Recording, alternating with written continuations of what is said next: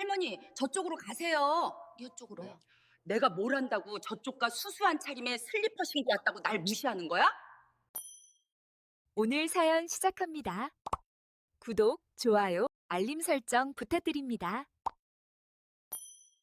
오늘 제가 들려드릴 이야기는 제 인생에서 가장 특별했던 하루에 관한 것입니다. 그날은 제 남편이 세상을 떠난 지 정확히 10년이 되는 날이었습니다. 저는 그날 아침 남편이 생전에 사준 녹색 카디건을 꺼내 입었습니다. 옷장 깊숙한 곳에 소중히 간직해 두었던 그 카디건을요. 소매에는 아직도 남편의 체온이 남아있는 것 같았습니다. 그리고 발에는 낡은 슬리퍼를 신었습니다. 왜 하필 슬리퍼였냐고요? 사실 그날 아침 저는 아무것도 신경 쓰고 싶지 않았습니다. 10년 전 오늘 남편의 손을 잡고 마지막 작별 인사를 했던 그 순간이 자꾸만 떠올랐거든요. 하지만 우편함에 도착한 은행 편지 하나가 저를 밖으로 이끌었습니다. 거래 확인서 신규 발급 안내. 겨우 종이 한 장 받으러 가는 길이었습니다. 금방 다녀올 수 있을 거라고 생각했죠. 그런데 말입니다. 그 은행이 바로 남편이 생전에 가장 사랑했던 곳이었다는 걸 저는 너무나 잘 알고 있었습니다. 20년 넘게 거래한 은행. 남편과 함께 첫 통장을 만들었던 곳. 남편이 힘들 때마다 들러서 직원들과 따뜻한 인사를 나누며 마음의 위로를 받았던 곳, 그곳이 지금도 여전히 그런 곳일까요? 아니면 세월이 흐르며 변해버렸을까요? 그 의문을 품고 저는 슬리퍼를 질질 끌며 은행으로 향했습니다. 그리고 그날 저는 제 인생에서 가장 충격적이면서도 가장 의미 있는 하루를 경험하게 됩니다. 은행까지 가는 길은 그리 멀지 않았습니다. 버스 정류장을 지나고 작은 공원을 가로질러 횡단보도를 건너면 바로 보이는 3층짜리 은행 건물. 20년 전 그 건물 앞에서 남편과 손을 잡고 사진을 찍었던 기억이 납니다. 그때 남편은 이렇게 말했죠.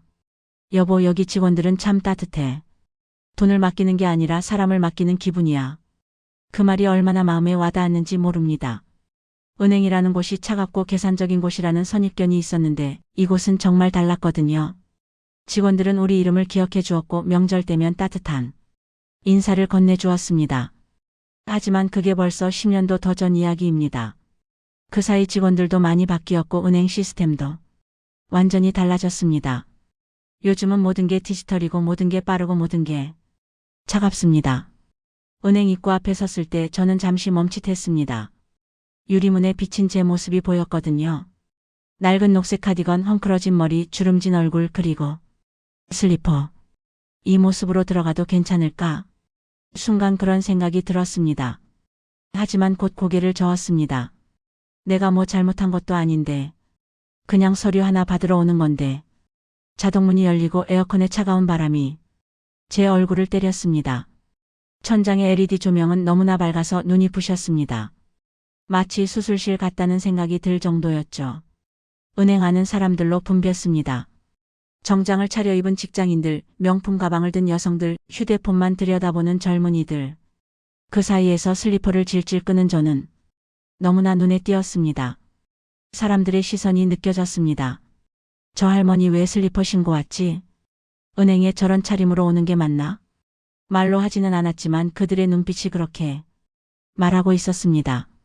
저는 고개를 들고 순서표 기계 쪽으로 걸어갔습니다. 그런데 바로 그때였습니다. 할머니. 날카로운 목소리가 제 걸음을 멈추게 했습니다. 저는 뒤를 돌아봤습니다. 20대 중반쯤으로 보이는 여직원이 제 쪽을 보고 있었습니다. 명찰에는 오체린이라고 적혀 있었죠. 할머니, 저쪽 일반 창구로 가셔야 해요. 그녀의 손가락은 파란색 안내판을 가리키고 있었습니다. 비우대 고객 전용. 저는 그 글자를 읽으며 순간 당황했습니다. 네? 제가 그냥 번호표 뽑으려고 하는데요. 여기는 예약 고객이나 빠른 업무 보시는 분들 전용이에요. 할머니는 저쪽에서 뽑으셔야 돼요. 그녀는 제가 무슨 말을 하든 관심이 없다는 듯이 다시 모니터로 시선을 돌렸습니다. 저는 한동안 그 자리에 서 있었습니다. 내가 뭘 잘못한 걸까? 번호표 하나 뽑는 것도 이렇게 복잡한 건가? 손에 들고 있던 편지를 꽉 쥐었습니다. 종이가 구겨지는 소리가 났습니다. 그때 뒤에서 누군가 속삭이는 소리가 들렸습니다. 저 할머니 슬리퍼 신고 왔네. 은행을 뭐로 아나? 요즘 노인분들 보이스피싱 당하는 거 많잖아. 저렇게 정신없이 오시면 곤란하지. 저는 그 순간을 평생 잊지 못할 것 같습니다. 제가 슬리퍼를 신은 정신없는 노인으로 분류되는 그 순간을요. 20년 넘게 이 은행과 함께해온 저를 아무도 알아보지 못했습니다. 제 통장에 얼마나 많은 돈이 있는지, 제가 얼마나 성실하게 거래해왔는지, 제 남편이 이 은행을 얼마나 사랑했는지 아무도 몰랐습니다. 그들이 본 것은 오직 하나. 슬리퍼 신은 할머니. 그게 전부였습니다. 저는 천천히 숨을 들이마셨습니다. 그리고 다시 순서표 기계 쪽으로 걸어갔습니다. 손을 뻗어 버튼을 누르려는 순간. 할머니, 저쪽이라니까요. 오체린이라는 직원이 더 큰 목소리로 말했습니다. 이번엔 주변 사람들이 모두 저를 쳐다봤습니다. 저는 그 순간 결심했습니다. 좋아, 내가 누구인지 보여드리지. 여러분, 제가 여기서 한 가지 말씀드리지 않은 게 있습니다. 제 남편은 생전에 작은 사업을 했습니다. 수출입 중개업이었죠. 크게 성공한 건 아니었지만 성실하게 일했고 정직하게 돈을 벌었습니다. 그리고 그 돈을 모두 이 은행에 맡겼습니다. 적금, 예금, 신탁, 펀드. 남편이 세상을 떠난 후에도 저는 그 돈을 그대로 두었습니다. 남편이 믿었던 은행이니까요. 20년이 넘는 세월 동안 저는 한 번도 큰 돈을 빼지 않았습니다. 이자가 쌓이고 복리로 불어나고 그렇게 제 통장에는 상당한 금액이 쌓여 있었습니다. 그리고 그 금액 때문에 저는 자동으로 VIP 1등급 고객으로 분류되어 있었습니다.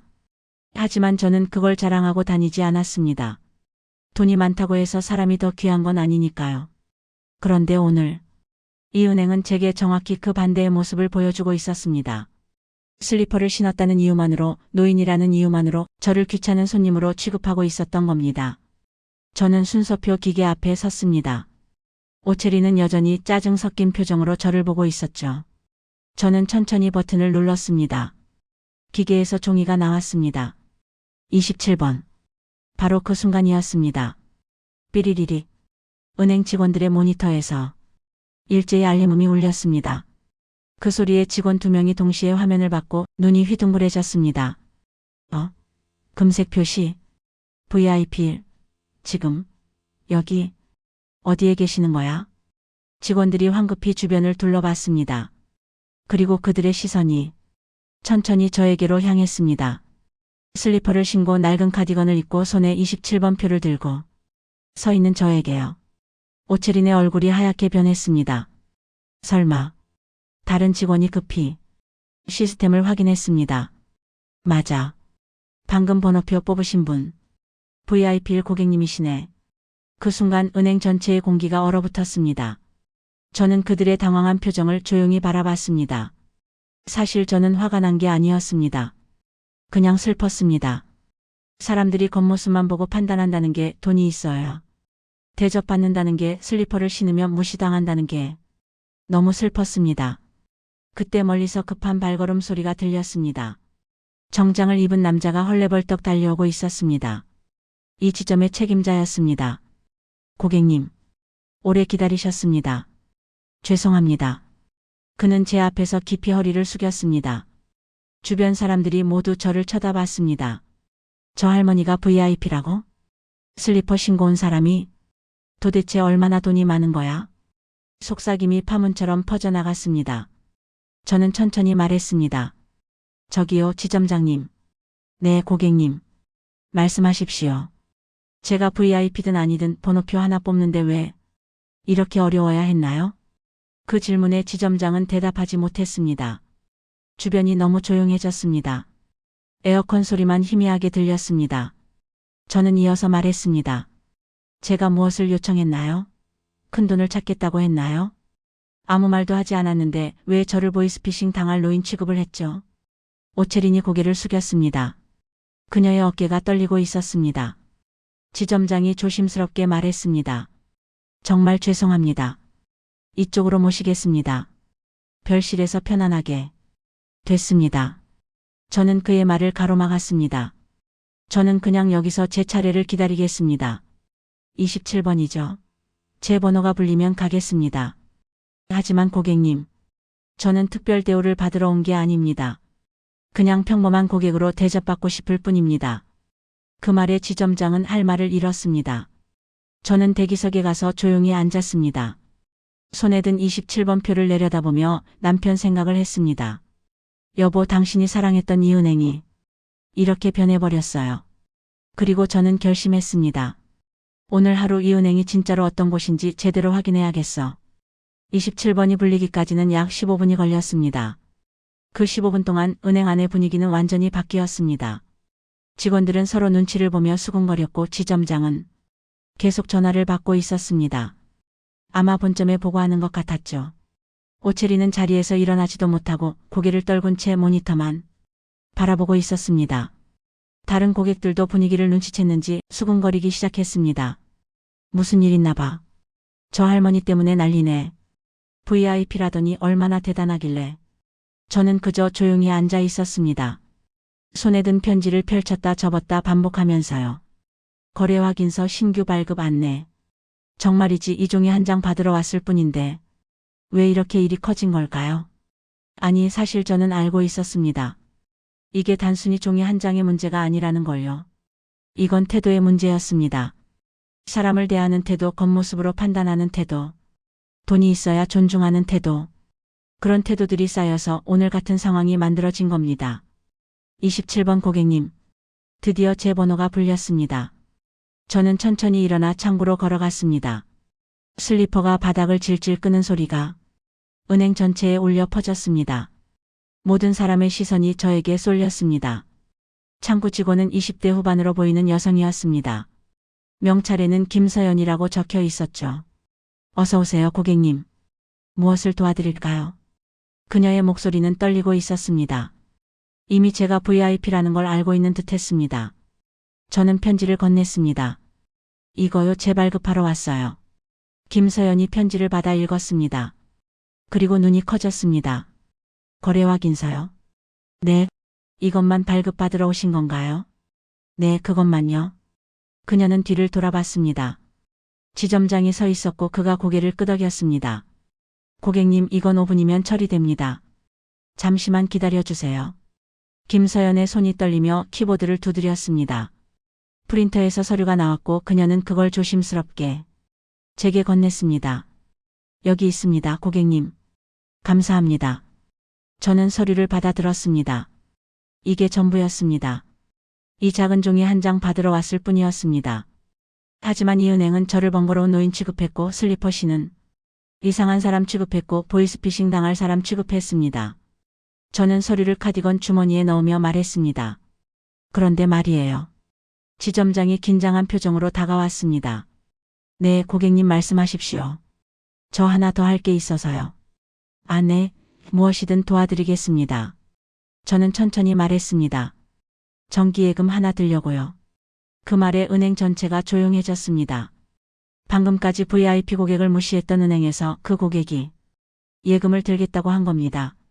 지점장의 눈이 흔들렸습니다. 정기예금 말씀이십니까? 네, 얼마 안 돼요.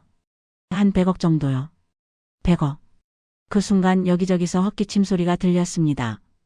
100억이라는 금액은 이 지점에서 결코 작은 돈이 아니었습니다.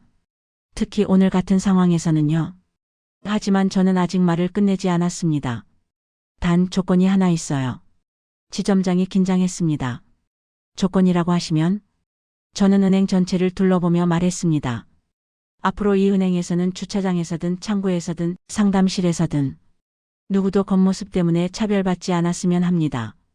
슬리퍼를 신고 와도 낡은 옷을 입고 와도 주름진 얼굴을 가지고 있어도 그 사람을 사람으로 봐주는 은행이 되었으면 좋겠어요. 제 목소리는 떨리지 않았습니다. 20년 넘게 살아오며 배운 것이 있다면 떨리는 목소리로는 아무것도 바꿀 수 없다는 것이었으니까요. 지점장은 깊이 고개를 숙였습니다. 반드시 그렇게 하겠습니다. 하지만 바로 그때 예상치 못한 일이 벌어졌습니다. 대기석에 앉아있던 한 중년 남성이 벌떡 일어났습니다. 저기요. 모두가 그를 바라봤습니다. 저 해지하겠습니다. 지금 당장요. 지점장의 얼굴이 굳었습니다. 고객님, 무슨 일이시? 이 지점 뭔가 문제 있는 거 아닌가요? VIP 고객한테 저런 대접을 하고 본점에서 연락까지 오고 믿을 수가 없네요. 그 말에 다른 고객들도 수군거리기 시작했습니다. 맞아요. 저도 불안하네요. 여기 계속 거래해도 되는 건가? 혹시 은행에 문제 있는 거 아니야? 작은 불씨가 순식간에 큰 불로 번졌습니다. 5명, 10명, 20명. 사람들이 줄지어 해지를 요청하기 시작했습니다. 직원들은 당황했고 지점장은 얼굴이 새하얗게 변했습니다. 저는 이런 상황을 원한 게 아니었습니다. 저는 그저 이 은행이 다시 남편이 사랑했던 따뜻한 곳으로 돌아가길 바랐을 뿐인데, 하지만 세상은 제 뜻대로 흘러가지 않았습니다. 오히려 제가 원하지 않던 방향으로 흘러가고 있었습니다. 잠깐만요. 저는 자리에서 일어나 큰 소리로 말했습니다. 사람들이 저를 바라봤습니다. 여러분, 제 말을 들어주세요. 은행이 조용해졌습니다. 오늘 이 은행에서 실수가 있었던 건 사실입니다. 하지만 그게 이 은행의 전부는 아니에요. 한 여성이 말했습니다. 그래도 VIP 고객한테 저런 대접을 했잖아요. 맞아요. 다른 사람들도 맞장구 쳤습니다. 저는 천천히 말을 이었습니다. 제가 VIP라서 문제가 된 게 아니에요. 모든 사람이 똑같이 존중받지 못했다는 게 문제였습니다. 저는 오늘 이 은행이 망하길 바라며 온 게 아닙니다. 오히려 이 은행이 다시 일어서길 바라며 왔어요. 사람들이 웅성거렸습니다. 저는 계속 말했습니다. 20년 전 제 남편은 이 은행을 정말 좋아했습니다. 여기 직원들이 따뜻하다고 여기는 사람 냄새가 난다고 했어요. 제 목소리가 약간 떨렸습니다.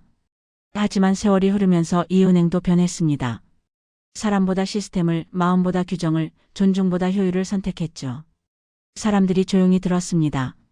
그래서 오늘 저는 이 은행에 한 가지를 묻고 싶었습니다. 여전히 사람을 사람으로 보는 곳입니까? 라고요. 지점장이 고개를 숙였습니다. 그리고 오늘의 대답은 아니었습니다. 직원들이 숨을 죽였습니다. 하지만 저는 믿고 싶어요. 이 은행이 다시 바뀔 수 있다는 걸요. 그래서 저는 해지가 아니라 예금을 들겠다고 한 겁니다. 한 노신사가 조용히 말했습니다. 당신은 대단하십니다. 다른 사람들도 고개를 끄덕였습니다. 그리고 하나둘씩 해지를 요청하던 사람들이 마음을 바꾸기 시작했습니다. 저도 해지 안 할게요. 저도요, 좀 더 지켜봐야겠어요. 은행의 분위기가 다시 바뀌었습니다. 무너지던 은행이 천천히 다시 일어서기 시작했습니다. 바로 그때 은행 문이 열렸습니다. 그리고 한 사람이 들어왔습니다. 본점장이었습니다. 본점장은 60대 중반의 카리스마 있는 남성이었습니다. 그는 은행 안을 한 바퀴 둘러본 후 곧장 제게로 걸어왔습니다. 고객님. 그의 목소리는 무겁고 단단했습니다.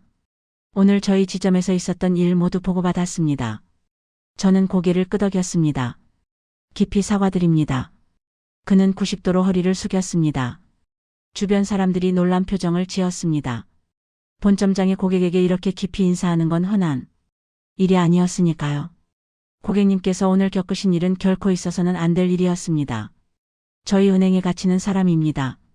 그런데 오늘 저희는 그 가치를 저버렸습니다. 본점장은 천천히 고개를 들었습니다. 지점장. 네, 본점장님. 오늘부터 이 지점은 전면 개편됩니다. 모든 직원 재교육, 응대 매뉴얼 제작성, 그리고 그는 잠시 숨을 고르고 말했습니다. 사람 먼저 원칙을 최우선으로 하는 시범지점으로 만들겠습니다. 직원들이 눈을 크게 떴습니다. 본점장이 제게 말했습니다. 고객님, 오늘 일을 계기로 저희는 완전히 달라질 것입니다. 약속드립니다. 저는 조용히 말했습니다. 약속은 지키는 게 중요합니다. 반드시 지키겠습니다. 그리고 본점장은 전 직원을 모았습니다. 여러분, 오늘 우리는 큰 실수를 했습니다. 하지만 이 실수를 통해 우리가 무엇을 잃었는지 깨달았습니다. 직원들이 숨을 죽이고 들었습니다. 우리가 잃은 건 고객의 신뢰가 아닙니다. 우리 자신의 사람됨이었습니다. 오체린이 눈물을 흘렸습니다. 오늘부터 이 지점은 새로 시작합니다. 모든 고객을 그 사람의 겉모습이 아니라 사람 자체로 보는 은행으로요. 박수 소리가 터져 나왔습니다. 고객들이, 직원들이 모두가 박수를 쳤습니다. 그리고 저도 조용히 박수를 쳤습니다. 예금 절차는 생각보다 빨리 끝났습니다. 지점장이 직접 상담을 진행했고 모든 서류는 정성껏 처리되었습니다. 고객님, 모든 절차가 완료되었습니다. 감사합니다. 아니, 저희야말로 감사합니다. 고객님께서 오늘 저희에게 큰 가르침을 주셨습니다. 저는 미소 지었습니다. 가르침이라기보다는 깨달음의 기회였겠죠. 은행을 나서며 저는 하늘을 올려다봤습니다. 여보, 당신이 사랑했던 은행이 다시 따뜻해질 것 같아요. 슬리퍼를 질질 끌며 집으로 돌아가는 길. 그 길은 아침에 왔던 길과 똑같았지만 제 마음은 완전히 달라져 있었습니다. 그리고 3개월이 흘렀습니다. 어느 화창한 봄날 저는 다시 그 은행을 찾았습니다. 이번에도 슬리퍼를 신고 갔습니다. 일부러요.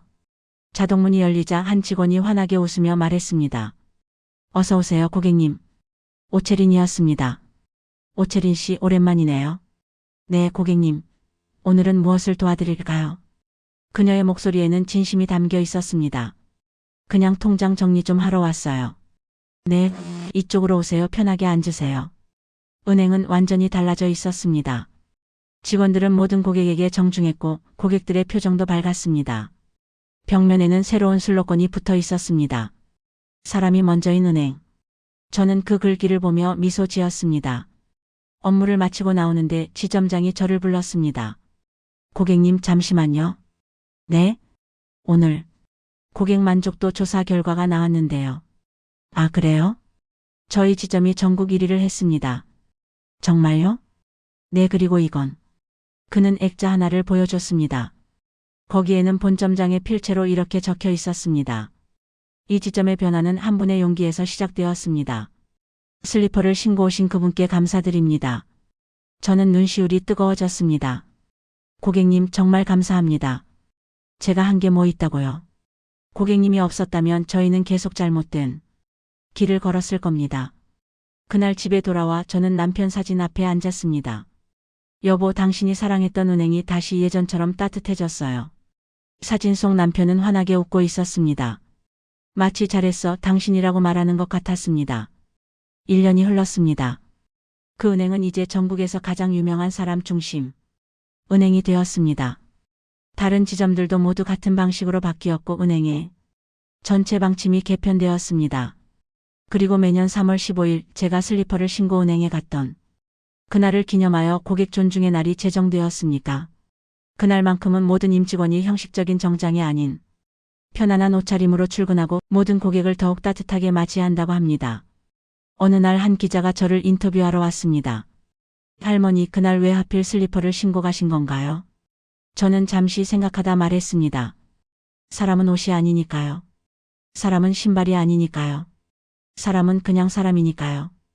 기자는 그 말을 듣고 깊이 고개를 끄덕였습니다. 그리고 또 물었습니다. 그날이 특별한 날이었다고 들었습니다. 네, 제 남편이 세상을 떠난 지 10년 되는 날이었어요. 야, 남편은 그 은행을 정말 사랑했어요. 그래서 저도 그 은행이 다시 사랑받을 수 있는 곳이 되길 바랐습니다. 기자의 눈가가 촉촉해졌습니다. 할머니께서 주신 교훈은 무엇이라고 생각하세요? 저는 창밖을 바라보며 천천히 말했습니다. 사람을 판단할 때 겉모습을 보지 말라는 게 아니에요. 그럼요. 겉모습을 보되 그 안에 있는 사람을 더 크게 보라는 겁니다. 누구나 슬리퍼를 신을 수 있어요. 누구나 낡은 옷을 입을 수 있어요. 누구나 힘든 하루를 보낼 수 있어요. 네. 그런 사람들을 보듬어주는 게 진짜 은행이고 진짜 사회고 진짜 사람입니다. 기자는 한참 동안 제 말을 받아 적었습니다. 그리고 마지막으로 물었습니다. 할머니, 지금도 그 은행을 이용하시나요? 물론이죠. 슬리퍼 신고요? 저는 웃었습니다. 네, 가끔은요. 그게 제 권리니까요. 여러분, 저는 특별한 사람이 아닙니다. 그저 평범한 노인일 뿐이죠. 하지만 그날 저는 선택했습니다. 무시당하고 돌아설 것인가, 아니면 바로잡고 돌아설 것인가. 저는 후자를 선택했습니다. 돈이 많아서가 아닙니다. VIP여서가 아닙니다. 그냥 사람으로서 존중받고 싶었기 때문입니다. 그리고 그 선택 하나가 한 은행을 바꿨고 수천 명의 고객을 바꿨고 사회를 조금이나마 바꿨습니다. 여러분도 할 수 있습니다. 슬리퍼를 신든 정장을 입든 젊든 늙었든 당신은 존중받을 자격이 있습니다. 그리고 만약 누군가 당신을 무시한다면 조용히 그러나 단호하게 말하세요. 저는 사람입니다. 그 한마디가 세상을 바꿉니다. 제 남편은 자주 말했습니다. 세상을 바꾸는 건 영웅이 아니라 용기 있는 평범한 사람들이야. 오늘 제 이야기를 들어주셔서 감사합니다. 여러분 모두 슬리퍼를 신고도 당당할 수 있는 겉모습이 아닌 마음으로 대접받는 그런 세상에서 사셨으면 좋겠습니다. 감사합니다. 그리고 여보 사랑해요. 오늘 영상은 여기까지입니다. 다음 영상은 여기를 눌러주세요.